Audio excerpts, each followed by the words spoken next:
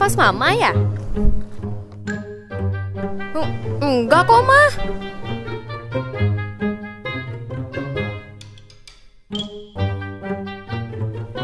% dari masyarakat berbohong setidaknya sekali dalam 10 menit ketika tengah berbincang dengan seseorang.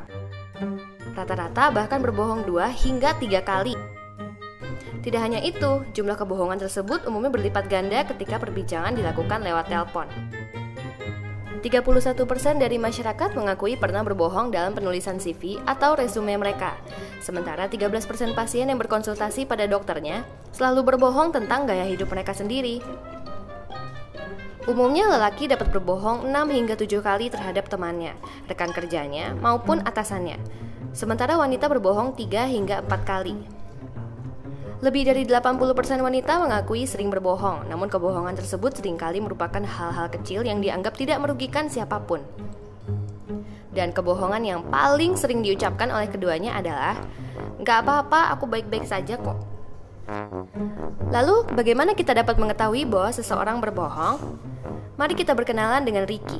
Dia adalah anak dari seorang ibu rumah tangga yang baru saja memecahkan vas kesayangan ibunya, namun bersikeras tidak mau mengakui. Berikut karakteristik perilaku seorang pembohong. Ia akan menggunakan kalimatmu lagi untuk menjawab pertanyaanmu. "Kamu mecahin vas mama ya?" "Enggak, aku nggak mecahin vas mama." Ia akan menghindari kebohongan itu sendiri dengan mengatakan pernyataan ambigu. "Kamu mecahin vas mama ya?" "Emangnya aku kelihatan kayak yang mecahin vas mama ya?" Ia akan menjawab secara terbata-bata, terputus-putus, tergagap-gagap, atau tampak kebingungan mencari alasan yang tepat. "Kamu mecahin vas mama ya?"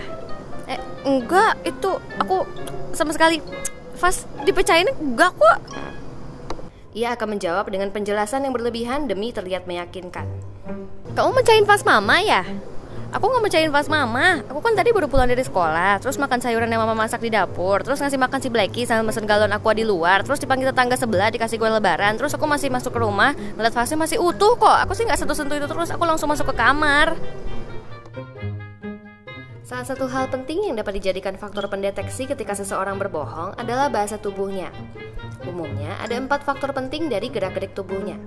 Yang pertama, penampilan dan pembawaan seseorang yang sedang berbohong umumnya terlihat lebih kaku, dengan gerakan tangan dan kaki yang tidak luwes dan ekspresi wajah yang canggung. Mereka secara tidak sadar akan berusaha membuat tubuhnya tidak memakan banyak tempat dengan mengurangi pergerakan.